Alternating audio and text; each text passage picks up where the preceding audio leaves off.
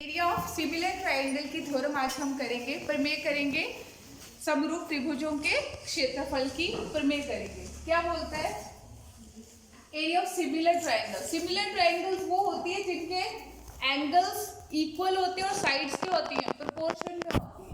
ठीक है, तो सबसे पहले the ratio of the areas of two similar triangles, दो सिमिलर ट्रायंगल्स का एरिया। तो एक ट्रायंगल मैंने एबीसी ली और एक पीक्यूआर, एक ट्रायंगल एबीसी और एक ट्रायंगल कौन सी है, पीक्यूआर। तो क्या हुआ, बोलते हैं इनका जो रेशियो है, इनका जो अनुपात है, दो समरूप त्रिभुजों के क्षेत्रफलों का अनुपात। अनुपात मतलब बटा, दो त्रिभुज है, इनके क्षेत्रफलों का एरिया एआर लिखा तो मतलब क्या हुआ, एरिया।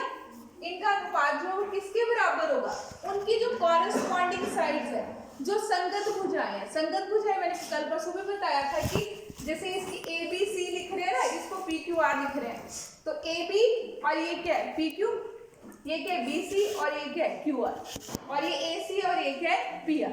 तो क्या बोलता है area of A B C upon area of P Q R किसके बराबर होगा, A B upon P Q का होल स्क्वायर। और दूसरा नेक्स्ट क्या है B C upon Q R का होल स्क्वायर।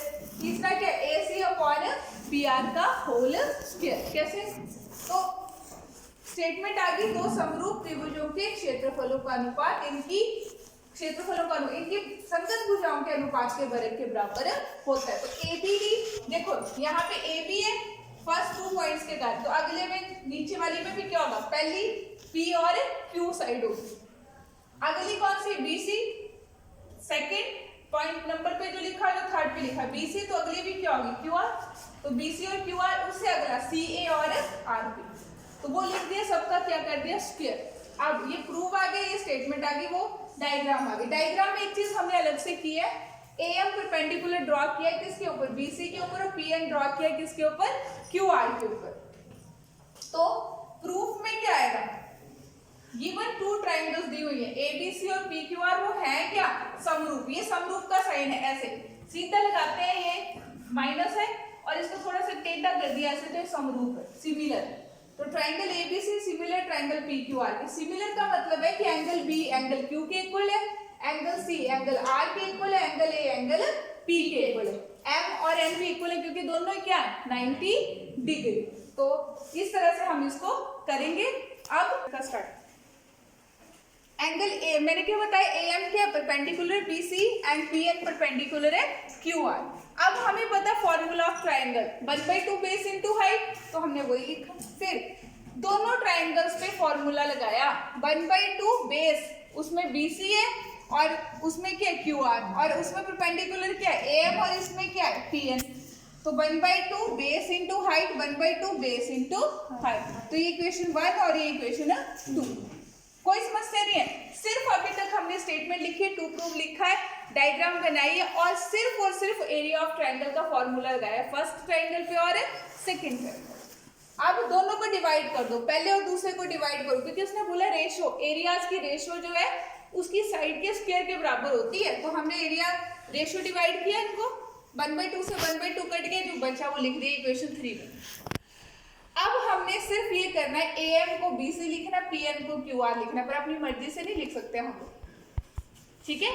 तो हम उसके लिए क्या करेंगे, दोनों ट्रायंगल्स ली, ए बी एम और एक पी क्यू एन, उसमें छोटी ट्रायंगल ए बी एम और एक पी क्यू एन ट्रायंगल ली, जो परपेंडिकुलर वाली है ना, जैसे ऐसे बनी है ना, ऐसे ए बी सी, ऐसे एक डायग्राम है, ये ऐसे P Q N P Q R, ये एन है और ये एम है। तो क्या ये वाली ट्रायंगल और ये वाली ट्रायंगल ली हमने, ठीक है।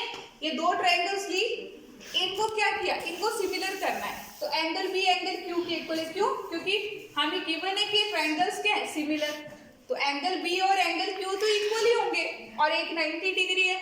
जब दो एंगल्स इक्वल है तो कौन सा क्राइटेरिया लगा, कौन सी सर्वांग समता लगी, ए यहाँ पे, बिकॉज ए सर्वांग समता नियम, ए सर्वांग समता नियम द्वारा, ठीक है ऐसे। तो आगे ट्रायंगल ए बी एम और समरूप है ट्रायंगल पी क्यू एन के, ठीक है। अब जब दोनों सिमिलर है, तो हमें पता है जब सिमिलर होते हैं तो एंगल्स इक्वल होते हैं और उनकी साइड्स क्या होती हैं, प्रोपोर्शन में होती हैं उनकी साइड प्रोपोर्शन में है तो AM अपॉन PN, जैसे इसमें A और M लिया ना, पहला और तीसरा अक्षर लिया, तो इसमें भी फर्स्ट और थर्ड पॉइंट लेंगे। AM और PN क्या हो गए, किसके इक्वल हो गए, AB और PQ के। जब ये दोनों समरूप हैं तो AM अपॉन PN किसके इक्वल है, AB अपॉन PQ के, ये इक्वल है। तो अब हमें पता है कि जो छोटी ट्रायंगल है वो भी सिमिलर होगी, बड़ी तो सिमिलर है ही, वो तो गिवन है हमें। तो AB अपॉन PQ, सारी साइडें क्या होंगी, अगर सिमिलर है तो सारी साइडें क्या होंगी, प्रोपोर्शन में होंगी। एंगल सिमिलर का मतलब है एंगल्स इक्वल होंगे और साइड्स क्या होंगी, प्रोपोर्शन में होंगी।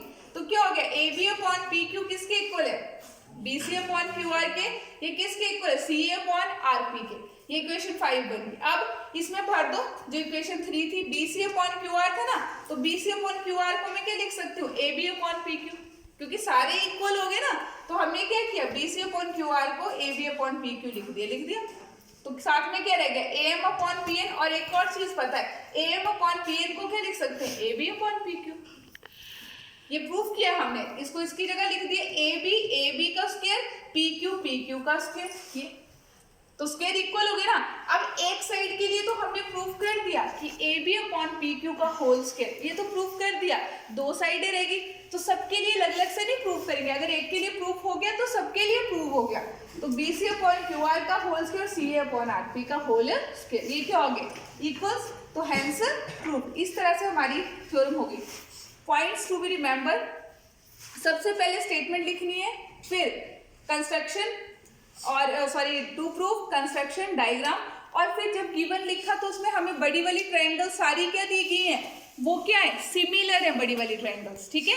वो दोनों बड़ी वाली ट्रायंगल्स क्या है हमारी, सिमिलर है। तो जब बड़ी वाली ट्रायंगल सिमिलर है तो हमने क्या लिखा कि एरिया जो है उनका मतलब उनका डिवाइड किया, तो दोनों को एरिया ऑफ ट्रायंगल का फॉर्मूला लगाया, जो बच गया, एक BC अपॉन QR बचा, एक AM अपॉन PN। तो BC अपॉन QR तो AB अपॉन कुछ भी लिख सकते हो आप, क्योंकि वो सिमिलर है। जब सिमिलर तो all the sides are in proportion, वो इक्वल होंगी, जैसे ये पॉइंट लिखा है।